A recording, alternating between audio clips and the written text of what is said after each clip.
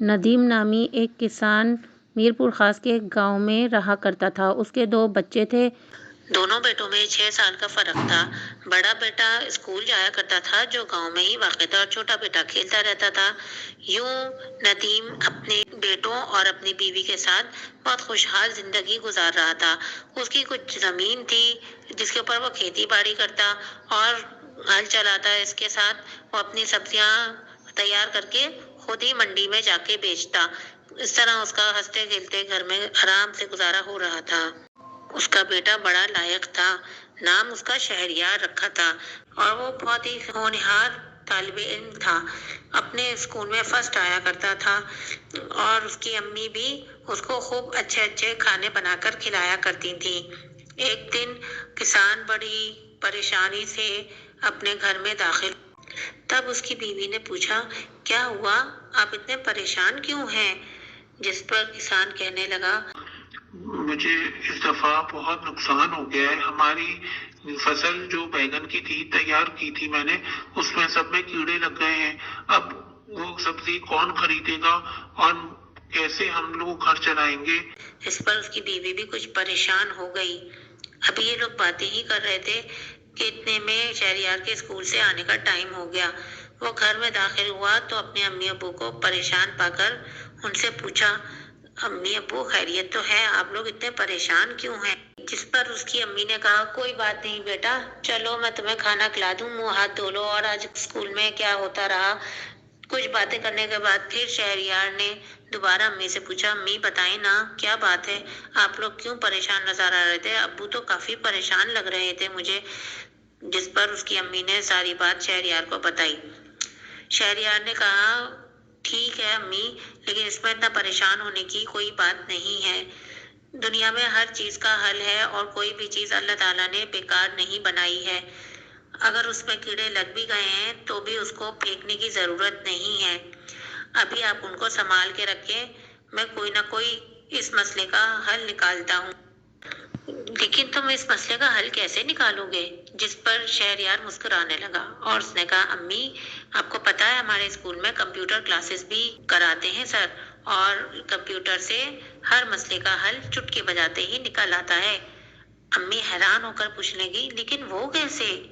بس اب اس بات کی فکر مت کریں، میں کل اسکول جاؤں گا، وہاں پر میں کمپیوٹر استعمال کرنے کی سر سے اجازت لوں گا، اور پھر میں آپ کو حل بتاؤں گا کہ ہمیں ان بیگنوں کا کیا کرنا ہے۔ جب تک ابو سے کہیے گا اس کو کہیں بھی نہ پھینکیں، بلکہ ان کو سنبھال کر رکھیں، ٹھیک ہے نا؟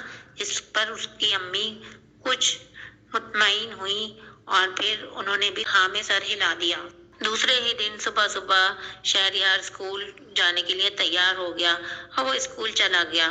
اسکول کے بریک کے وقت شہریار اپنے سر کے پاس گیا اور ان سے کہا، سر مجھے کمپیوٹر استعمال کرنے کی اجازت دے دیجیے، مجھے کمپیوٹر استعمال کرنا ہے۔ مجھے پتا ہے آج کمپیوٹر سیکھنے کا دن نہیں ہے، لیکن مجھے کمپیوٹر کے اوپر ضروری کام ہے، اگر آپ تھوڑی دیر اجازت دے دیں استعمال کرنے۔ جس پر سر نے اس سے کہا، ٹھیک ہے، میں پرنسپل سے اجازت لوں گا، پھر میں آپ کو جو ہے کمپیوٹر روم میں لے جاؤں گا، کیونکہ کمپیوٹر روم کی کیز جو ہے وہ پرنسپل کے پاس ہی ہوتی ہیں۔ جس پر شہریار نے کہا، ٹھیک ہے میں انتظار کرتا ہوں، آپ ان سے پوچھ لیجئے۔ شہریار کے سر پرنسپل روم میں گئے اور ان سے تمام بات بتائی کہ شہریار کو کچھ کام ہے اور وہ چاہتا ہے کہ تھوڑا سا کمپیوٹر استعمال کر لے۔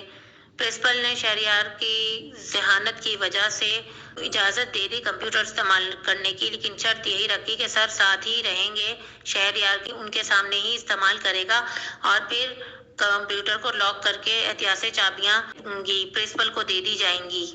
بہرحال شہریار اپنے سر کے ساتھ کمپیوٹر کے پاس گیا اور اس نے ساری چیزیں سرچ کریں، اور اس کے بعد اس کام میں 15 سے 20 منٹ لگے اسے، اور پھر سر کے ساتھ وہ کمپیوٹر روم سے باہر آ گیا۔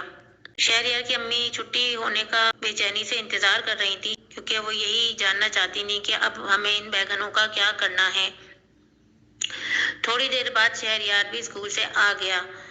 پھر اس کی امی نے اس کو کھانا وانا کھلایا، اور اس کے بعد پوچھا کہ اب کیا کرنا ہے ان بیگنوں کا، جس پر شہریار نے کہا امی مجھے اس کا بہت اچھا حل مل گیا ہے، اب آپ بالکل پریشان مت ہوں، بابا سے کہیں ان تمام بیگنوں کو ٹوکری میں بھر کے رکھ لیں۔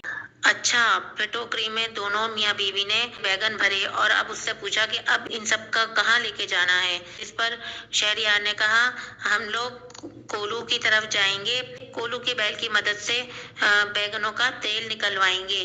کیا بیگنوں کا بھی تیل نکلتا ہے؟ اس کی امی نے تعجب سے پوچھا۔ ابو نے کہا میں نے تو پہلی دفعہ سنی ہے یہ بات کہ بیگنوں میں سے بھی تیل نکلتا ہے۔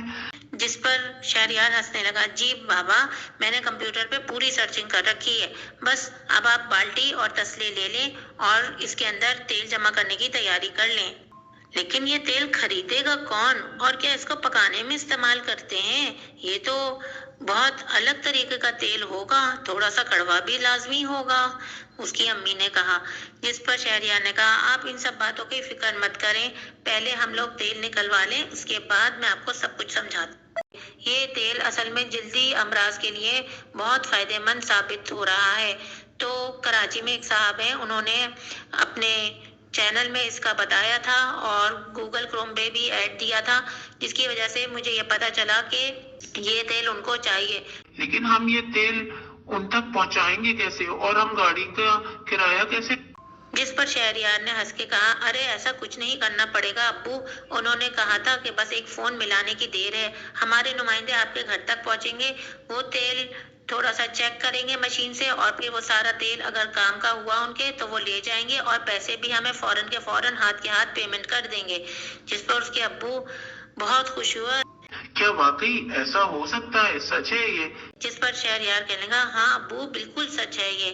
اور اس کے بعد وہ لوگ پی سی او پہنچے، وہاں پر انہوں نے فون کیا اور فون کر کے نمائندے سے بات کری، وہ نمائندہ گاؤں پہنچا اور اس نے ہنسی خوشی وہ سارا تیل خرید کر انہیں نقد پیسے دے کر گاڑی لے کر روانہ ہو گیا۔ جس پر ان کے ابو خوش ہو کر کہنے لگے سچ ہے، دنیا میں کوئی بھی چیز اللہ نے بیکار نہیں بنائی، ہر چیز کا کوئی نہ کوئی ضرور استعمال ہوتا ہے، بے شک وہ ہماری نظر میں بیکار ہی کیوں نہ ہو۔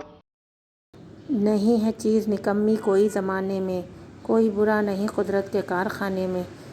اسی لیے اشعار کہے ہیں علامہ اقبال نے۔ آپ کو ہماری کہانی کیسی لگی؟ آپ ہماری کہانی کو سبسکرائب کریں اور شیئر کریں۔ سننے اور دیکھنے کا شکریہ۔